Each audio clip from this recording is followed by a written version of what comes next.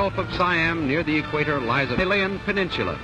Pictorially, it is the garden spot of the world, but a garden over which nature has placed a sign, and that sign reads, "White man." Exotic shrubs and vines cling to one another with tenacious fingers to obstruct his way.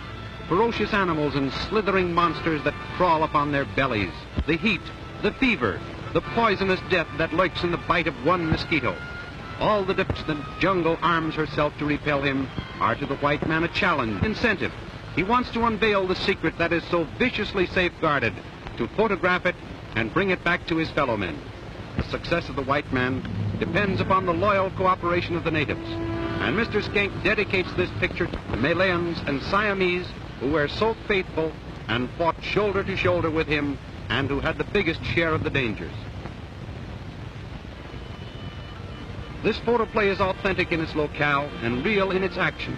In its making, we owed much to the assistance and aid given by His Highness, the Sultan of Perak, Sir Iskandar Shah, Raja Rasman, and Siamese advisor, Persat Sukum. Highness, Sultan of Perak, FMS, Sir Iskandar Shah.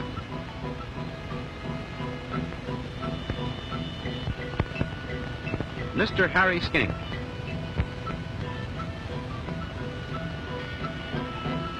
When after weeks of preparation we were ready to start upon our journey into the jungle, His Highness the Sultan, great luck. For the first time in his life, he consented to be photographed by a motion picture camera.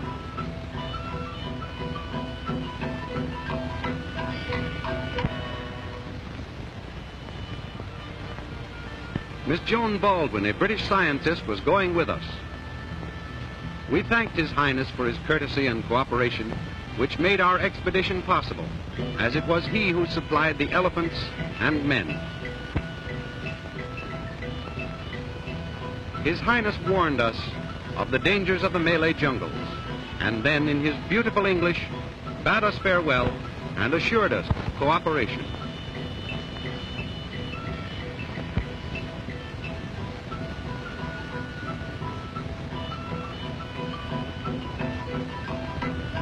Captain Lindsay Veers, British Shah at the Sultan's court and aide-camp to His Highness, introduced us to Badre Pope, who are elephant trained. Badre was a college-bred boy who also acted as interpreter on our expedition. Captain Veers was the last white man to bid us goodbye with his encouraging cheerio. We felt ourselves deeply indebted to him for the aid he had given us in arranging the expedition. The little village of Chumpanqua. These elephants and men were specially chosen for us by the Sultan. When we arrived at this jumping-off place, we found everything in readiness for departure.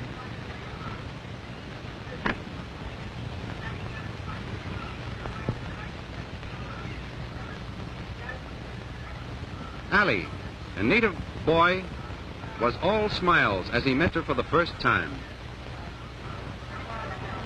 Madame, this little convent-bred girl, a beauty of her race, answered to the name of Beware with those eyes. The servant problem solved, Badre then introduced us to our #1 gunner, Captain Nancy, the best shot in the East. Our #1 native.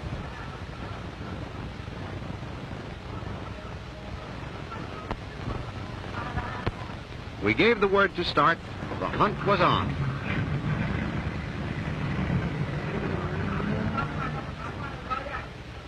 Kau punya orang dulu. Lalu ambil 200 depan. Depan kita.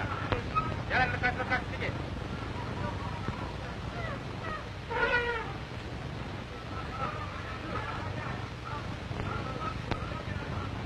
Our train consisted of 50 of the best elephants in the country. These animals are the passenger. Their burdens are all human ones. Our supplies and other necessities had been started on ahead, C, who was to meet us at the main camp, which was 4 weeks away.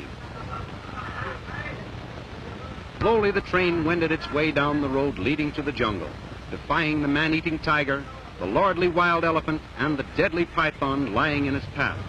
We were going into a strange new world with strange new laws.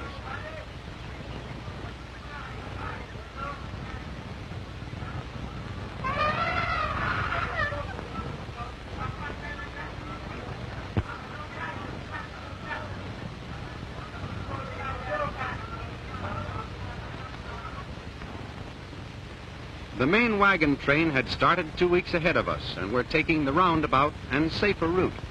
There were 64 carts and other conveyances in this train, drawn by oxen and water buffalo. The little fellows are oxen, the long horns are the buffalo. This train followed the horsemen who were a considerable distance ahead of them. The country here was comparatively tame.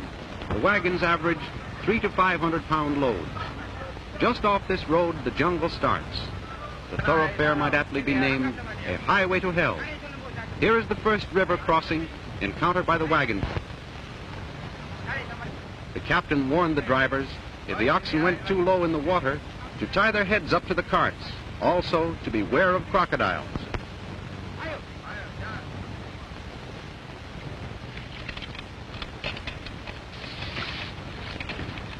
And they said they had sent carts over the safer route.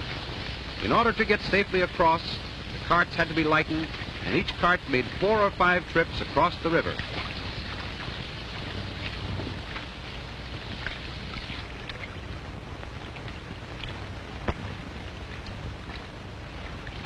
This could hardly be. We still insist it wasn't such a safe route, but then maybe we're wrong.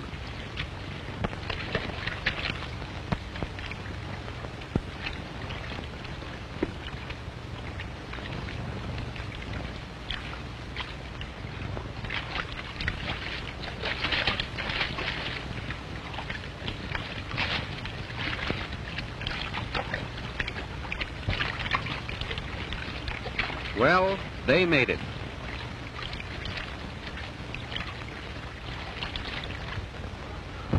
Leaving the road, the elephant through the center of the jungle.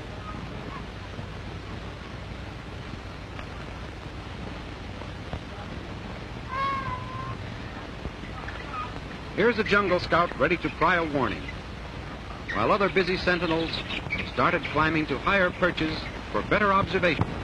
A snake in the grass. But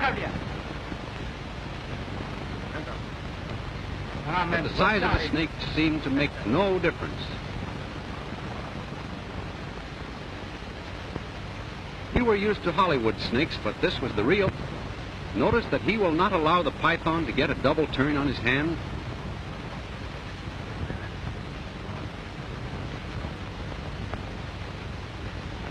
Mr. Schenk gave orders to keep the python, but not in his tent.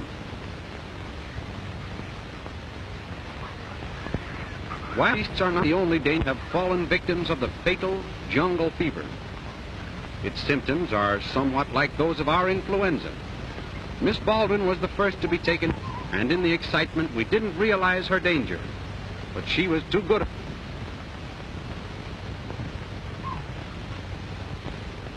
During the previous night, all the beaters had been sent out over a 5-mile spread, ready for the signal to start the drive. Our cameras had been cleverly camouflaged behind screens of shrubbery. Other photographers had secured themselves to platforms in high trees. When the signal was given, the 5-mile-wide circle of beaters started to converge toward our cameras. Every animal within the circle was driven toward us. The hunt was on. It was not a hunt to kill.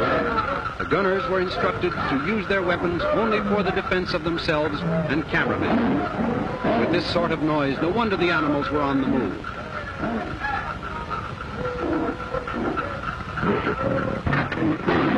Ah, another of our stars.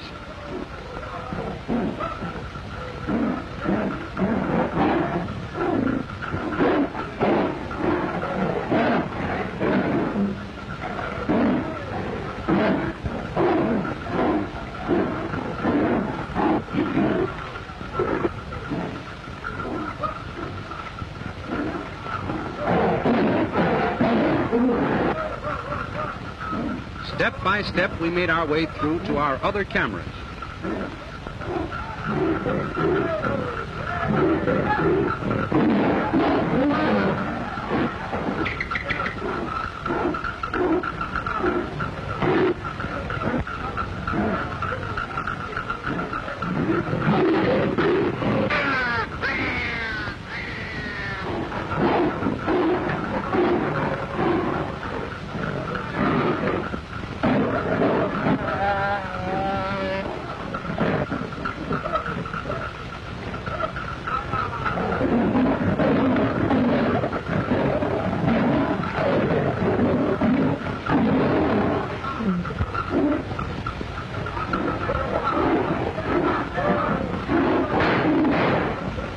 The boy's after a real man-killer.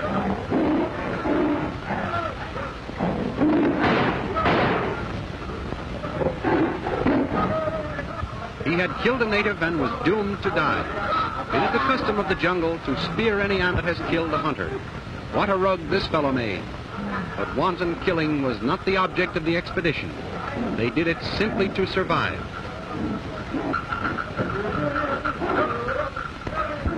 We followed our native beaters, driving, constantly driving.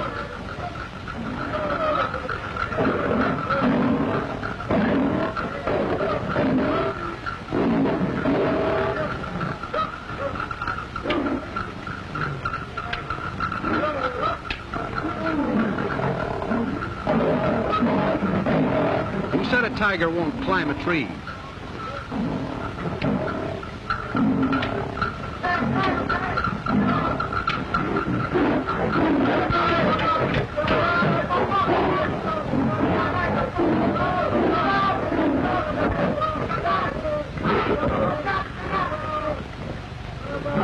The cameraman is up there.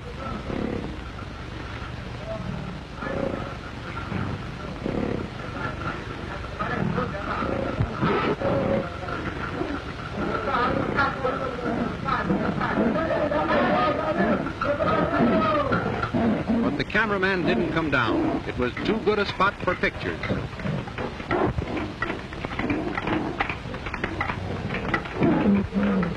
There's a python. He got a native, and an inhuman struggle was on. If he could only break the hold the python had on the tree, he would be safe. He'll shake him off. There he goes. He did it.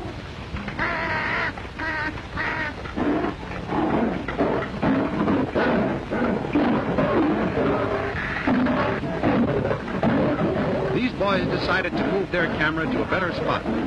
They were building a foliage screen for themselves, but there's no protection against a spotted death like this. We told best shot in the east, look, it's still breathing. If you think you're a good shot, the jumper you find out, because if you miss, you'll never live to tell it.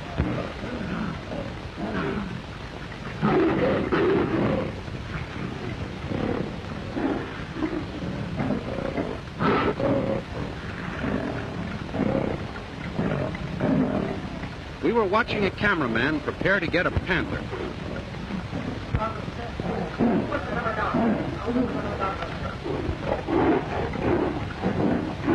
There he is, the most treacherous and hateful thing that lives.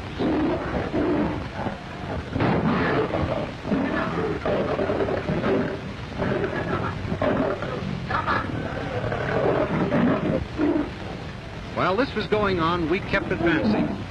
We would have liked to have directed this scene, but nature handled it.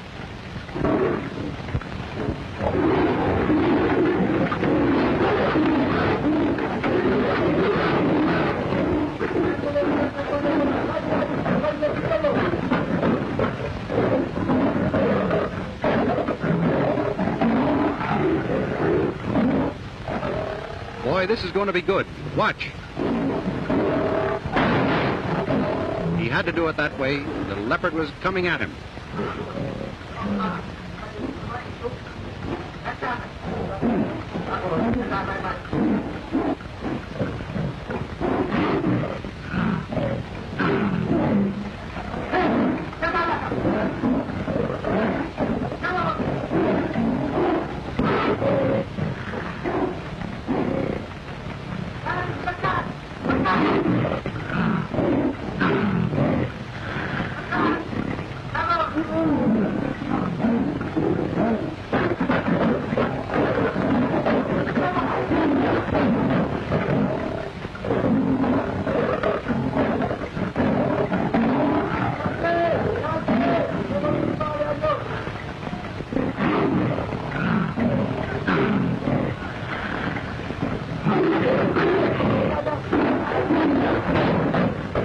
He was going for the captain. Short-range shot made it again. A kill worthy of any trophy room.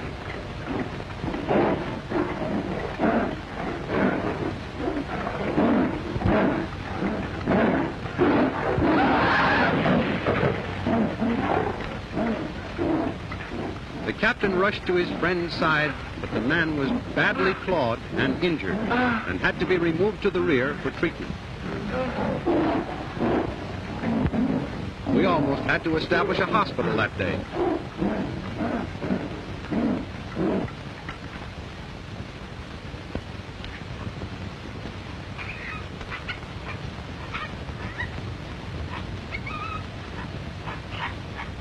Having heard that wild elephants had been seen some miles away, we were off to see the largest herd on the peninsula.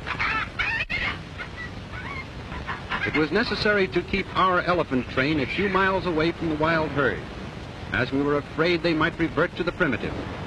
There they are, some more of our stars. There must have been 400 wild elephants in that herd. One would imagine that they would destroy everything underfoot. Why imagine it? They do.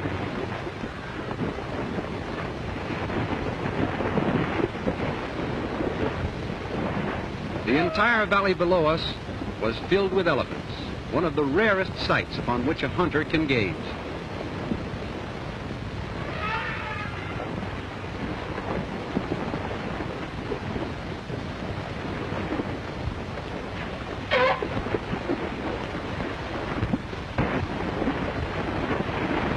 Look at that big one. Milk ads. But there were no contented cows in this stretch of God's country.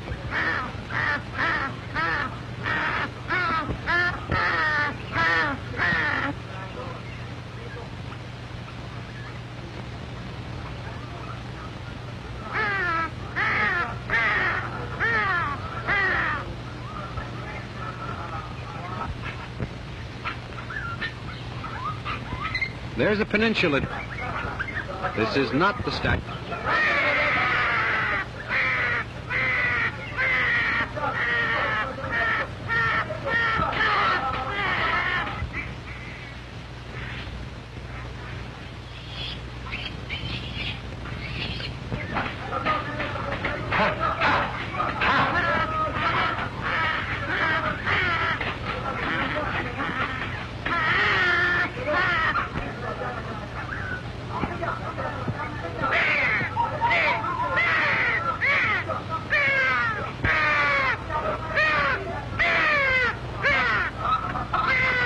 A white gibbon. That's too bad. It looks like this baby will be sitting on a hand or soon.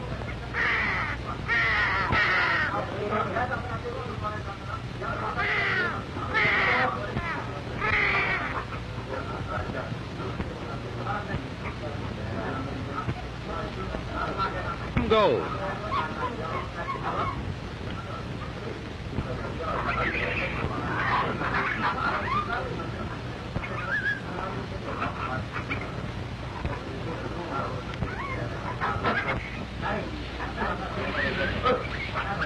Good.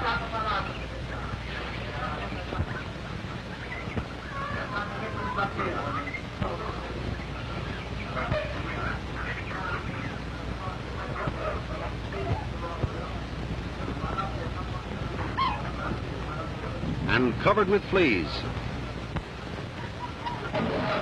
Oh no, not our leading man, but our...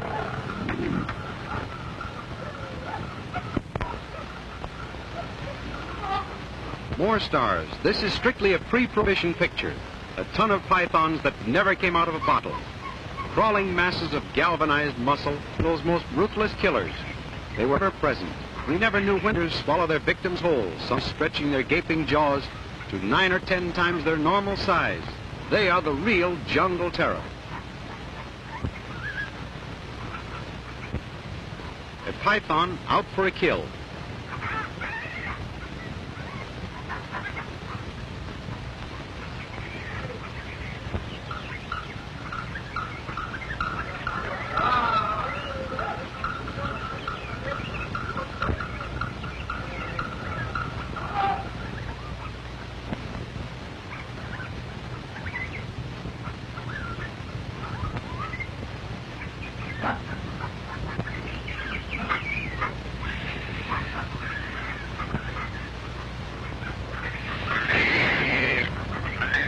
Just one of life's tragedies as they take place in the jungle.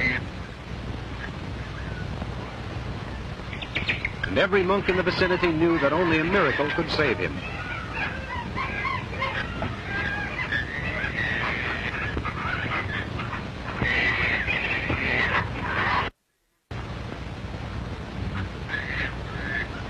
The natives rescued the monkey before the python had a chance to crush it. It was later adopted by Mr. Schenk.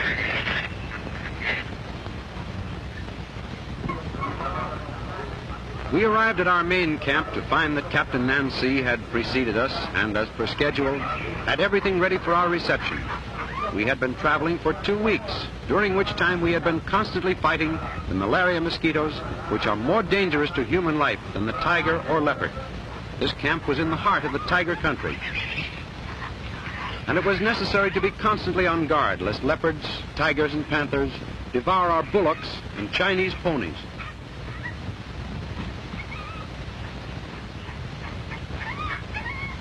Hunters were preparing for the big drive which was to start the following day.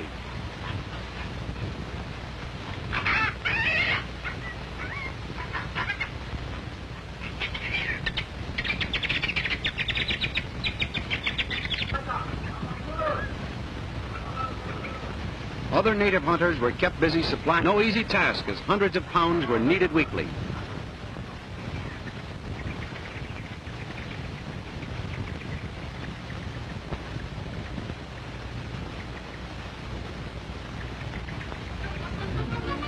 From the time the trip began, this baby elephant had never left its mother's side. He was having a dickens of a time.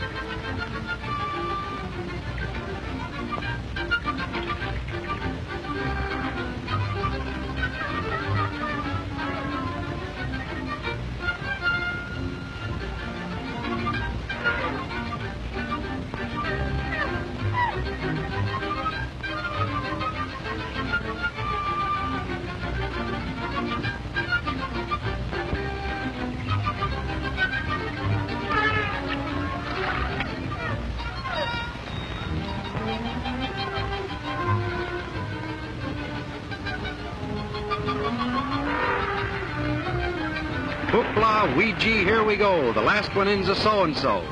Maybe the water was a little too cold for his oriental blood, or possibly he just felt a little modest. Come on, Ma, give a fella a push, will you? Hey, Ma. Gee, Ma, you're a lot of help.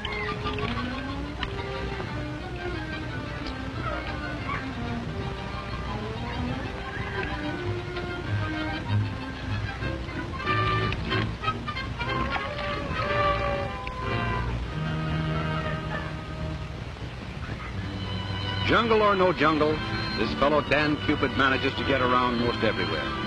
Boy and a girl, she was saying no, no, no. The still black mantle of the jungle had spread itself. Dangerous things were creeping in the gloomy shadows, but they could not affect this boy and girl. He was telling her of the cute little thatched cottage he would build for her. These two young souls, brought together for the first time on this trip, were finding one another. Love was being born.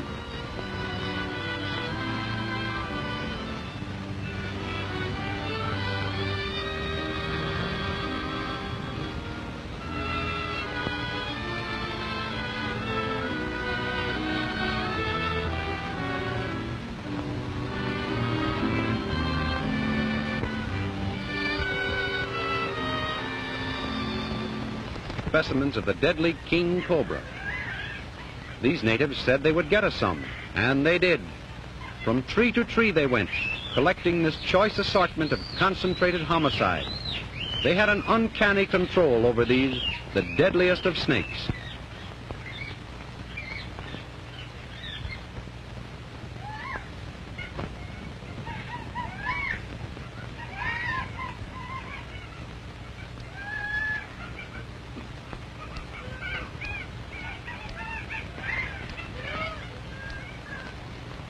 Without disturbing them.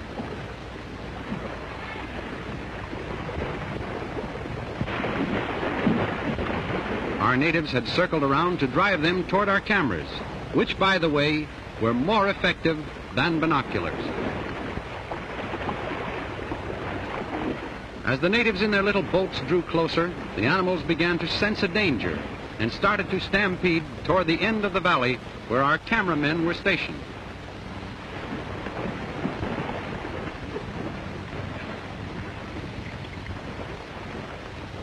These men were trying to break the herd up so they could get close to individual elephants.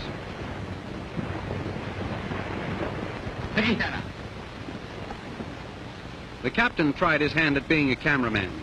He started out okay. Wild birds will only alight on wild elephants, shunning tame ones. Of course, the birds don't do this just for the ride, but the food they find on the elephants, the dining cars of the jungle. A white elephant, a sacred animal and very rare. This was probably the first time one had ever been photographed in his native haunts. The sight of him had a powerful religious effect upon our natives, moving all of them to fervent prayer. We had to be content with a distant view of him. We had a glimpse of the domestic life of the elephant. Their living room is knee-deep in water, but you mustn't mind that. Come right in and make yourself at home. These beasts are very friendly and tame until aroused.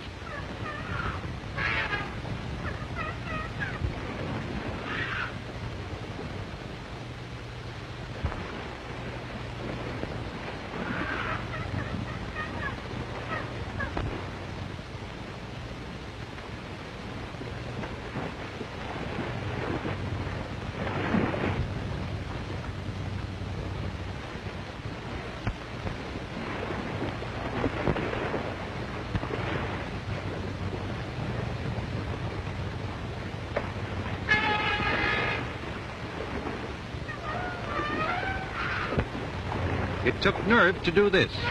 It's one thing to chase an elephant, but it's an altogether different matter when the elephant chases you. The boys are getting away with it for the time being, but wait.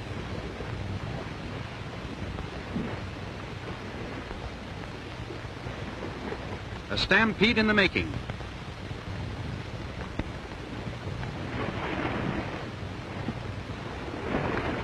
There was something in the air that spelled trouble.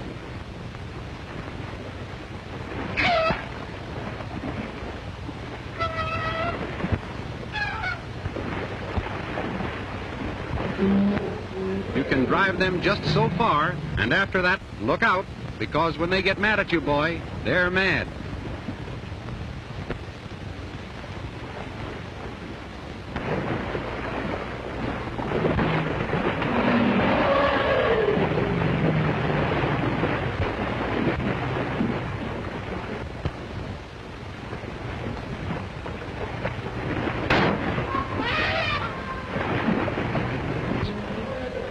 Such unadulterated nerve. Imagine fighting Jumbo like this with a couple of spears.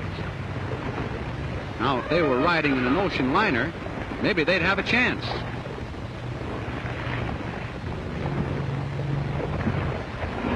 Uh-oh, that's that.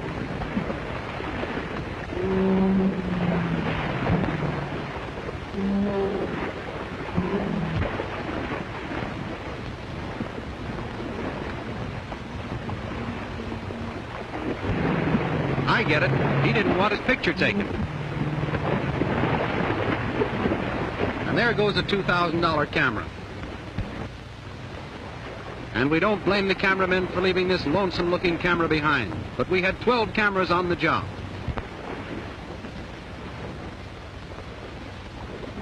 Our scouts brought news of sledangs in the offing.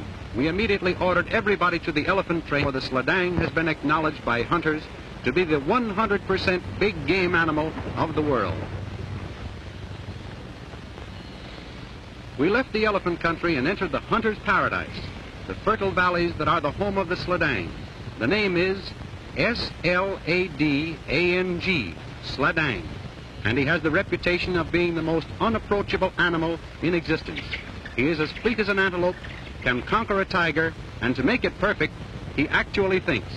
We only hoped we could get close enough to him to photograph him. We left our elephant train some distance from the sledangs, as we could only approach them with the utmost stealth. We had made a 16,000-mile trip to photograph these animals, and there they were. They looked so harmless that we felt like laughing, but they too are stars in our picture. It seemed to us that it would be a simple matter to walk up to one of those cows and milk her, but then we remembered that few zoos can boast of owning a sledang, and it is seldom indeed that one of these animals' heads will be found in a trophy room. The beasts are too cunning for the average hunter. Of course, we're not as close to them as these pictures make us seem. It was only through the use of high-powered telescopic lenses that our cameramen were able to make these pictures, and it can be plainly seen that even at a distance, the sledang knew something unusual was taking place.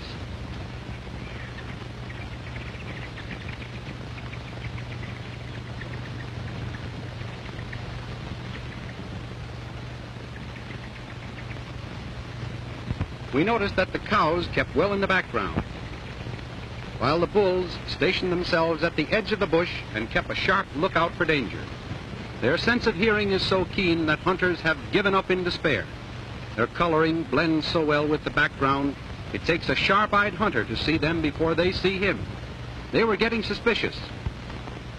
It would be a mistake to think they were running away from you and to follow them out into the open country, because if you should, it would be a very good time to find out whether you are an expert marksman, but a very bad time to find out not. Sledangs are tricky. They will sham death to get you out of the bush and then attack you.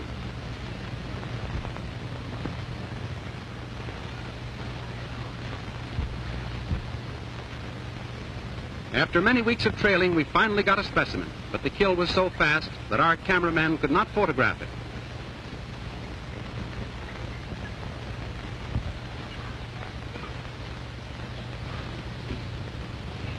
Miss Baldwin was suddenly taken ill, and we were forced to...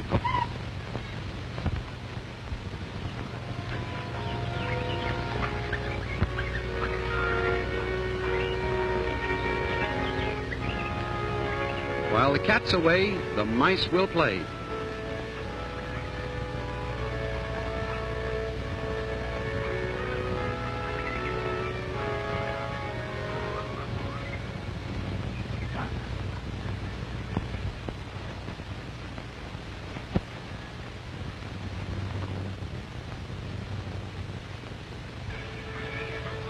They didn't expect us back so soon, and were they having a big time? And were they in for a bigger one?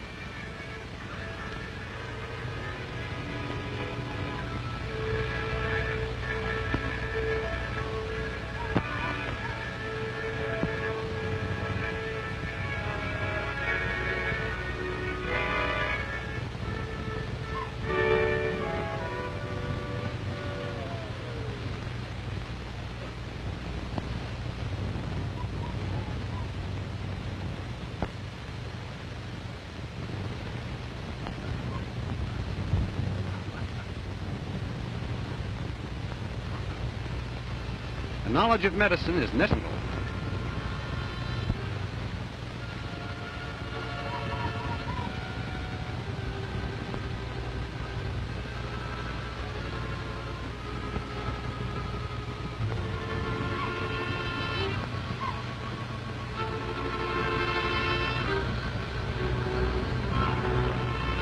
She had fought off the fever as long as she could.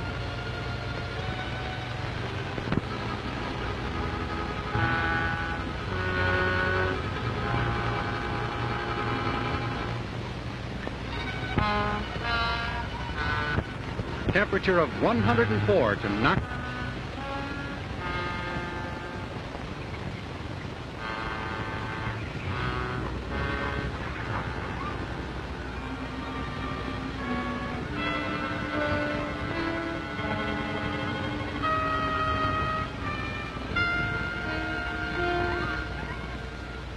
There was only one thing to do.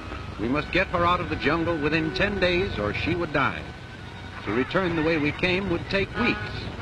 Badre said there was a shortcut which was extremely dangerous, as it meant crossing the Boya River.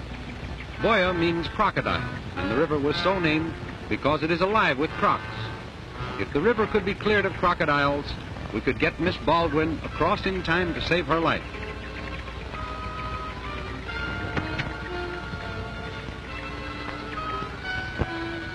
The advance party was ordered to leave immediately to attempt to do this.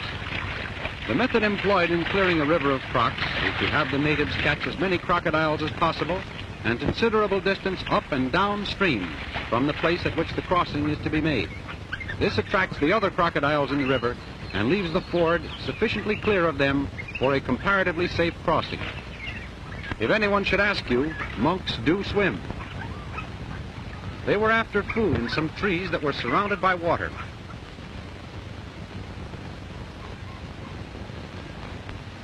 A little honey bear.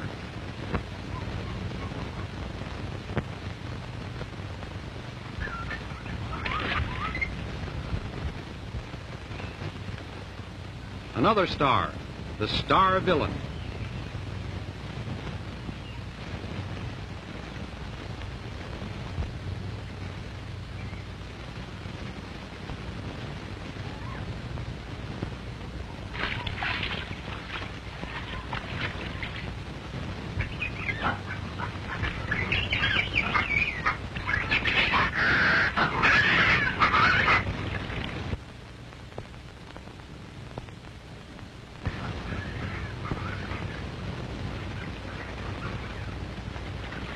Little bear is going to try to beat the croc, and there they come too.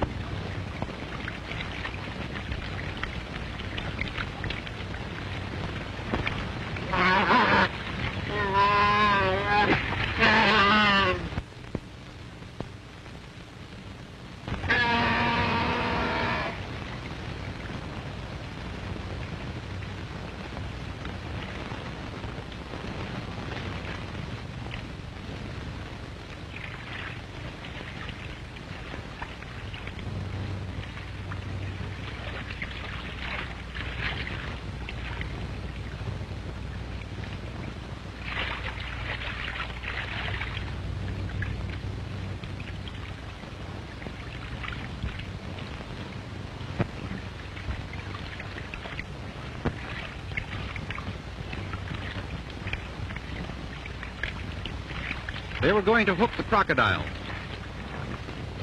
And they did. The boat was being pulled by the crocodile. The intention was to get the crocs exhausted and then to take them aboard and move them downstream.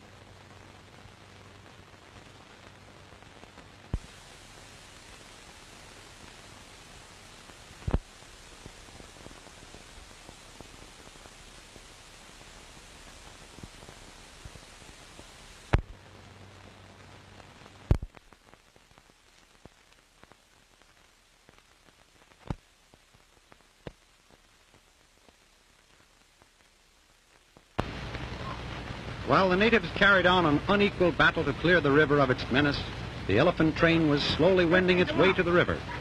Native guards were stationed along its side, ready to repel any attacks made by animals.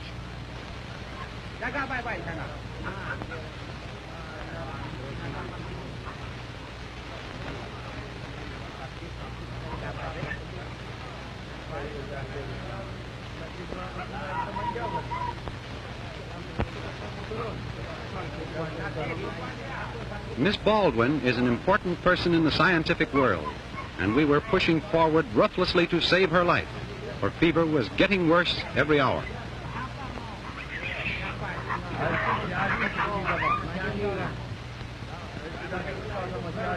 Our biggest worry was to get the elephants across the river with as little sacrifice as possible.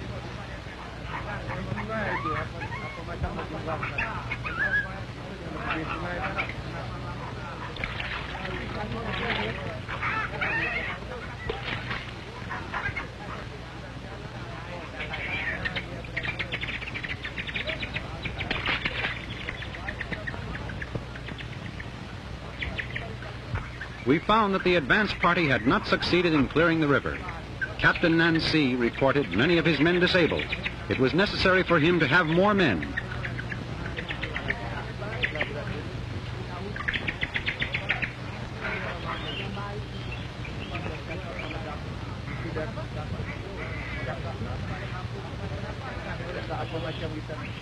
We told him to take as many men as he needed, but they must all volunteer, and under no circumstances was he to use men with families. The response of the men was gratifying, and we realized we were reaping the reward of our kind treatment of them, a treatment which they unfortunately have learned not to expect from white men. Even Ally asked to be allowed to help. He claimed to have fought crocodiles before.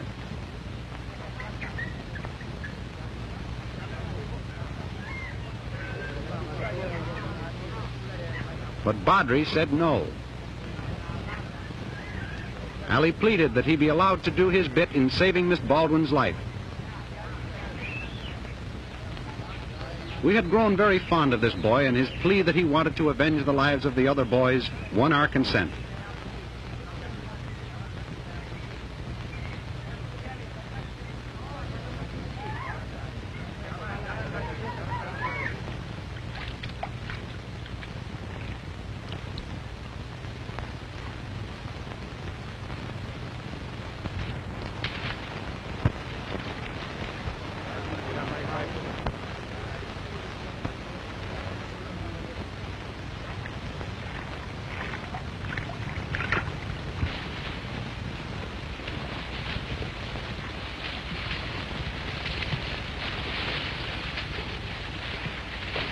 But of all the daring displayed on the entire expedition, none compared with that of these two boys.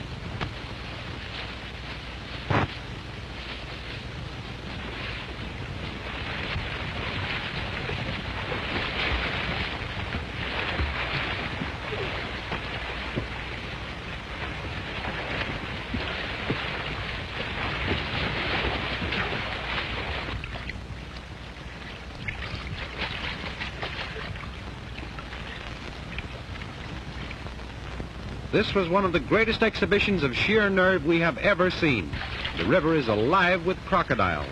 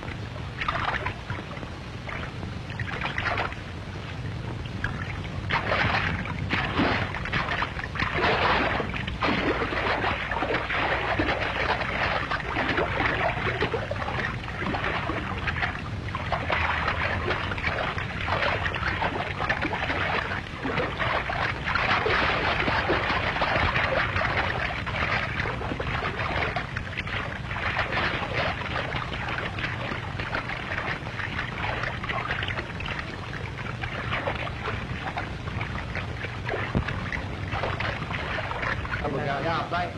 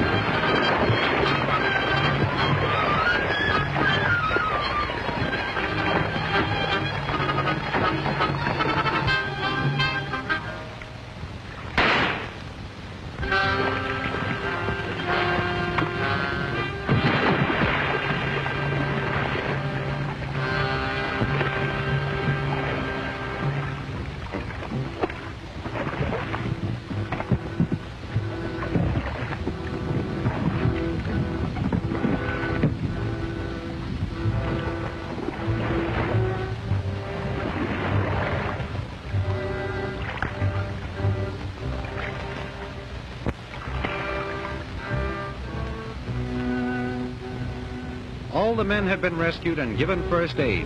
Fortunately, we had no casualties.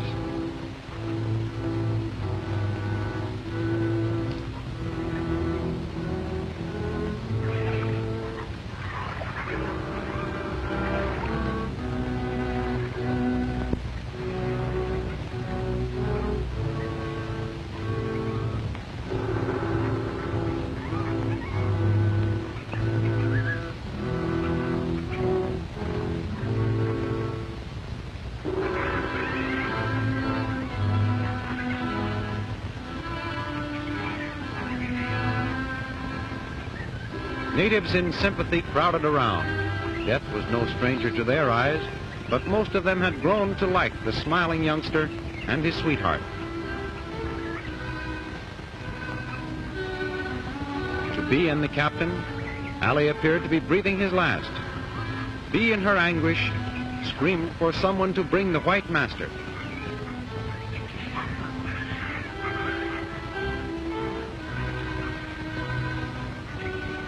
Bee's grief was only a part of the camp's woes. The sick list was growing.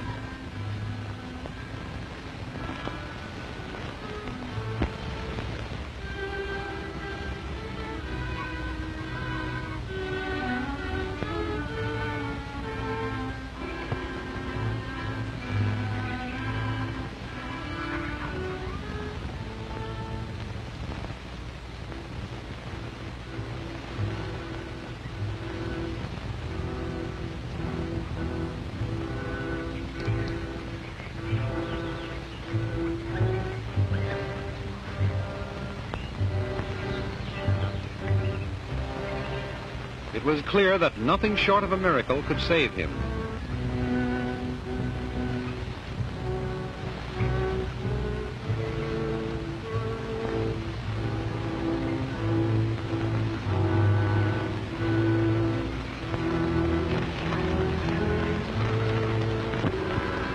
Entirely clearing the river of the crocodiles.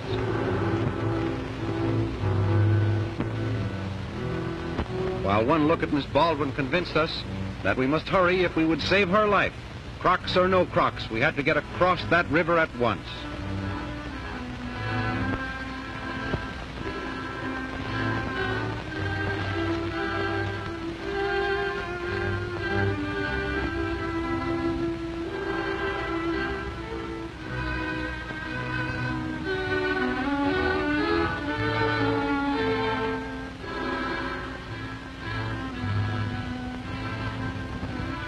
Nothing else mattered now. We decided to cross on the elephants because too many of the sampan boats had been turned over by the crocodiles.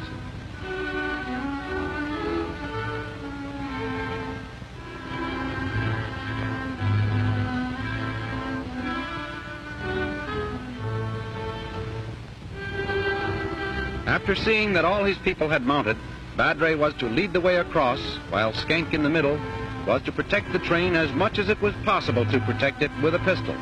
The other gunners were to protect the flanks with their rifles.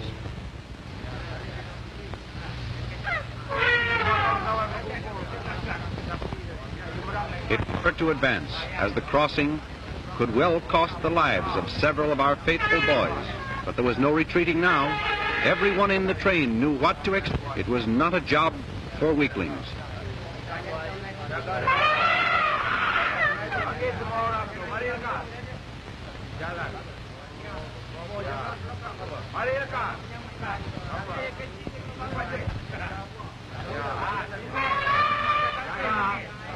There was no doubt in any of our minds that the crocodiles would attack us.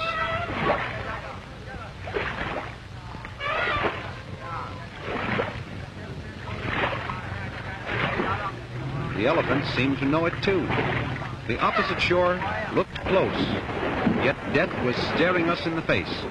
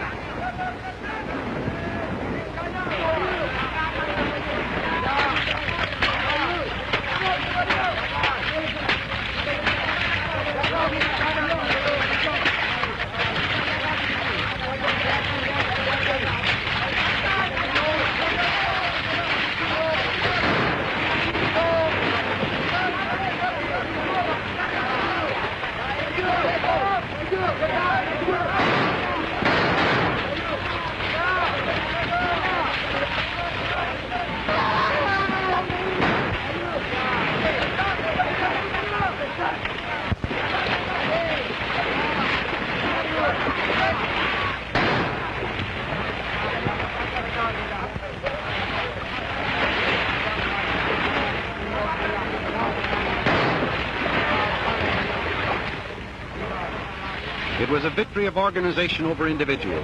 Had the crocodiles been blessed with brains, they could easily have overwhelmed us by the sheer power of numbers. A short rest away from the swamp and our patient had passed the crisis.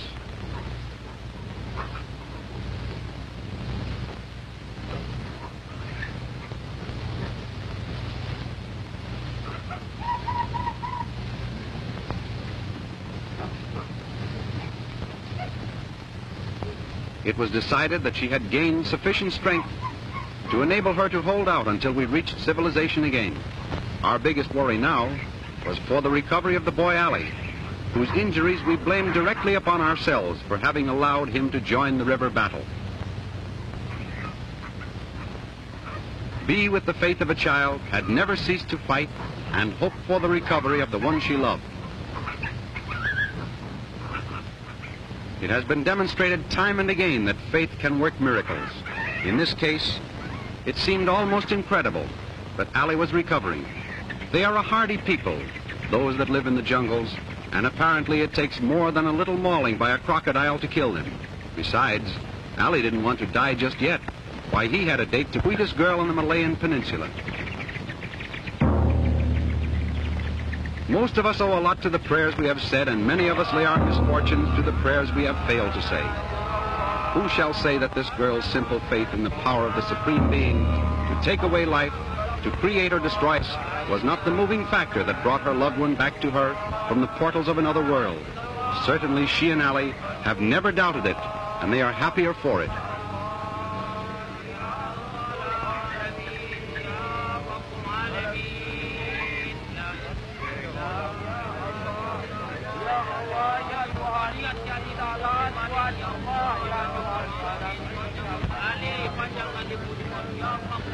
Everyone was overjoyed by the boy's recovery.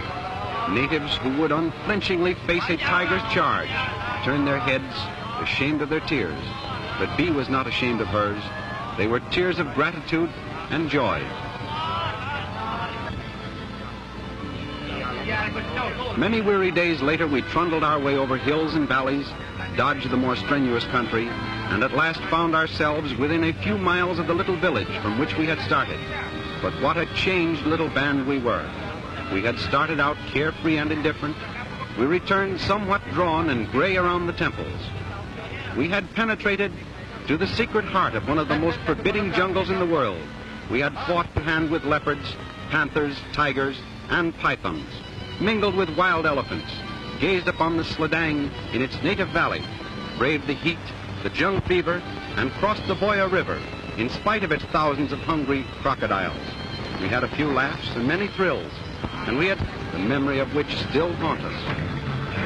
And here were thatched cottages and automobiles and happy smiling people. Home was the white man, home from the jungle, and the picture hunter, home from hell. And so we bade Ali and Bee goodbye. They wanted to go to Hollywood, but we advised against it and suggested they marry. But everybody is happy in the thought of our safe return and thankful for the favors of the Almighty who helped us through our greatest difficulties that we might survive.